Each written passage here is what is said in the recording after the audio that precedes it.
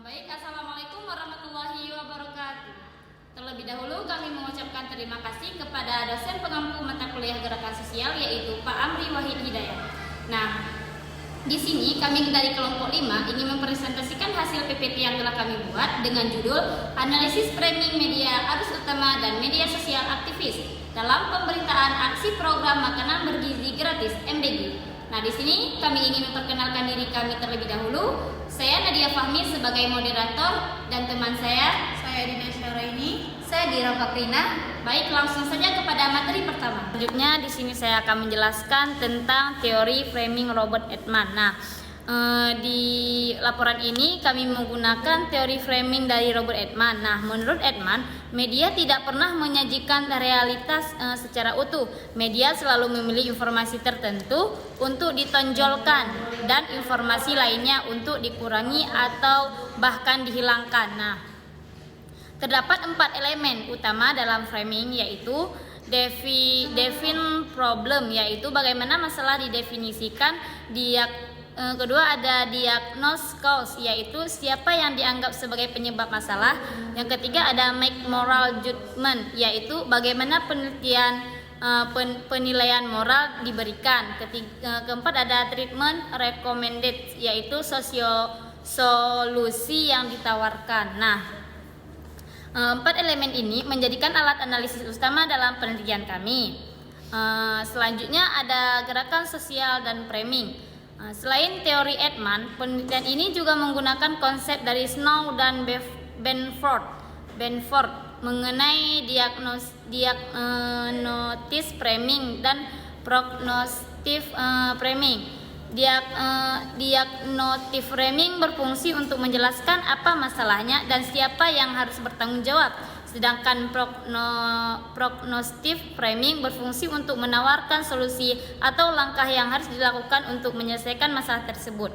Penelitian ini juga menggunakan konsep connective aktif dari Bennett dan Segerbrek yang menjelaskan bahwa media sosial memungkinkan gerakan sosial berkembang tanpa harus bergantung pada organisasi formal yang besar.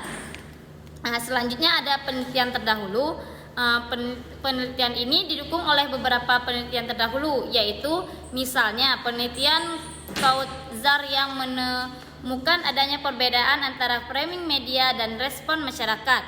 Perbedaan antara framing media dan respon masyarakat dalam isu MBG. Kemudian penelitian Rizky menunjukkan bahwa struktur kepemilikan media dapat memengaruhi arah pemberitaan. Selain itu, penelitian Kamilah memperlihatkan bahwa media nasional dan media lokal dapat membingkai isu yang sama dengan cara berbeda. Baik, temuan-temuan tersebut menjadi dasar bagi penelitian ini untuk melihat lebih jauh bagaimana framing media bekerja dalam kasus MBG. Baik, selanjutnya akan dijelaskan oleh teman saya. Baik, selanjutnya itu ada metode penelitian. Jadi penelitian ini mendekatkan kualitatif dengan metode analisis framing. Jadi sumber datanya itu dapat dibagi dua, yaitu pertama itu ada primer dan sekunder. Yang primer itu terdapat sumber datanya itu dari 30 artikel, berita, Kompas.com, Detik.com, dan 40 unggahan aktivis dari bulan Maret dan bulan Mei 2026. Jadi sumber data sekundernya itu terdapat dari jurnal ilmiah, buku teks, dan artikel penelitian relevan. Yang berikutnya itu ada validitas data, yaitu cross-check media arus utama versus aktivis. Baru yang kedua itu ada diskusi antar anggota kelompok untuk konsisten investasi. Selanjutnya itu ada objek penelitian. Objek penelitiannya itu media arus utama seperti Kompas.com dan Detik.com.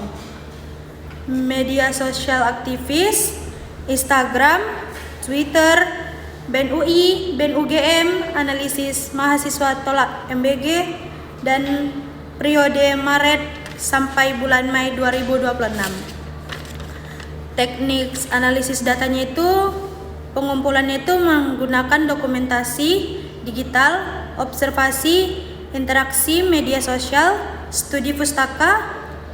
Analisis metode framing ini admin 4 elemen. Baik, selanjutnya akan dijelaskan oleh teman saya. Baik, selanjutnya saya akan menjelaskan terkait dengan gambaran umum aksi protes MBG. Nah, di mana aksi protes MBG ini terhadap program MBG terjadi beberapa di kota besar, yaitu di Indonesia. Yaitu protes ini muncul karena adanya dugaan keracunan makanan dan kurangnya transparansi anggaran.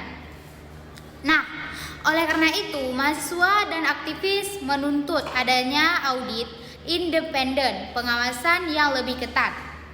Nah, serta menghentikan sementara program sampai masalahnya diperbaiki.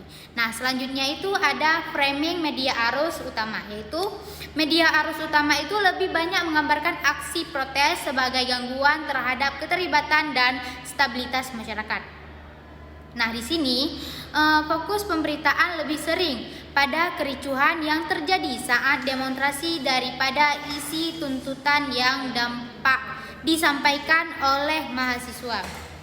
Nah, selanjutnya ada analisis framing media arus utama, di mana media arus utama ini cenderung menanggap protes terjadinya karena kurangnya pemahaman masyarakat atau adanya provokator solusi yang ditawarkan, biasanya berupa dialog, evaluasi, dan pemerintah tanpa menuntut perubahan besar pada kebijakan. Nah, selanjutnya itu ada framing media sosial.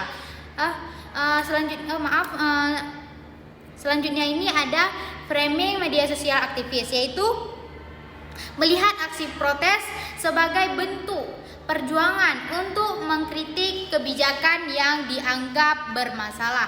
Mereka menyoroti isu transparansi anggaran, dugaannya yaitu kegagalan program dan pentingnya tanggung jawab pemerintah. Nah, yang terakhir itu ada yang selanjutnya itu ada analisis framing media sosial aktivis. Nah, di mana aktivis ini secara jelas menyebut pemerintah dan pihak terkait sebagai penyebab masalah. Aktivis digambarkan sebagai pihak yang memperjuangkan kepentingan masyarakat. Mereka juga menawarkan solusi yang lebih konkret. Nah, contohnya seperti independen dan keterbukaan anggaran. Nah, selanjutnya itu ada perbandingan framing. Nah, di mana media arus utama dan media sosial aktivis memiliki cara pandang yang berbeda terhadap isu yang sama. Media arus utama ini lebih menekankan keterlibatan di stabilitas, sedangkan media sosial lebih fokus pada kritikan terhadap kebijakan dan tuntutan perubahan. Nah, selanjutnya itu ada politik referensitas dan diskusi teori. Nah, media arus utama dari politik representasi ini lebih banyak menampilkan sudut pandang pemerintah dan pihak yang berkuasa. Sebaliknya, media sosial aktivis ini berusaha menampilkan suara masyarakat dan kelompok yang merasa dirugikannya. Nah, hal ini menunjukkan bahwa setiap media memiliki keberpihakan pada masing-masing. Nah, kalau diskusi tentang teori ini itu memberikan hasil penelitian yang menunjukkan bahwa media memang memilih dan menonjolkan informasi tertentu sesuai sudut pandangnya. Nah, selain itu media sosial ini membuktikan mampu membantu menggerakkan sosial, menyebarkan informasi dan mengajak masyarakat terlibat dalam aksi secara lebih luas dan cepat. Nah, selanjutnya akan dijelaskan oleh teman saya. Baik, siap itu terdapat ada kesimpulan dan saran. Kesimpulan yang pertama itu terdapat perbedaan framing yang sistematik dan konsisten. Media arus utama membingkai pretensi sebagai panggung stabilitas, sedangkan media aktivis membingkainya sebagai reaksi rasional terhadap kegagalan kebijakan. Yang kedua yaitu media arus utama. Indonesia masih berperan sebagai alat produksi kepentingan elit politik dan ekonomi. Dikonfirmasi oleh peneliti Rizky 2025 dan Maksum 2025. Yang ketiga itu ada media sosial aktivis terbukti sebagai ruang alternatif penting untuk counter narrative, diagnosis dan pragmatic. Framing diterapkan secara bebas tanpa tekanan konstruksial.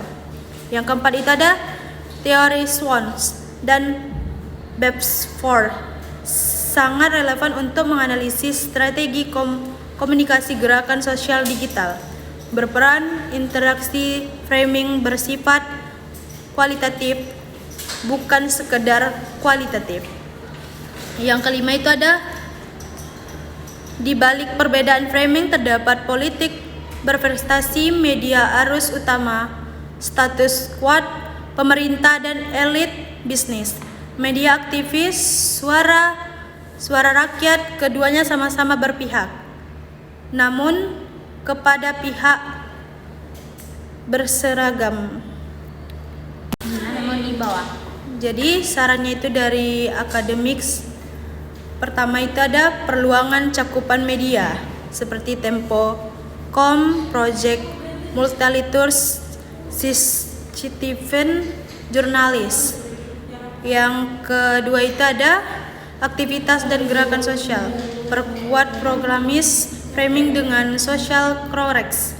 Aktivitas aktif